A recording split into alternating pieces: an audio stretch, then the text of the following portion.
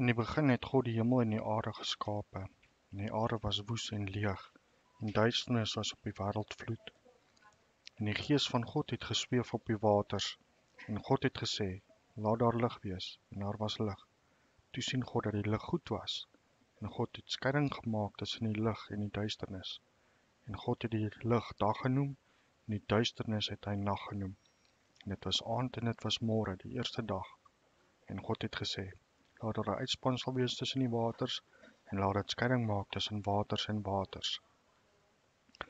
Hierdie is 'n vinnige opname om net te toets of die voice recognition van YouTube, of dit vir ons goed sal kan werk, en of dit vir Afrikaans ook vir ons nuttig kan wees. So ek het net gou-gou hierdie toetsie gedoen. Ons hou duim vas dat dit vir ons sal werk en dat ons dit sal kan gebruik. So kom ons kyk hoe werk dit.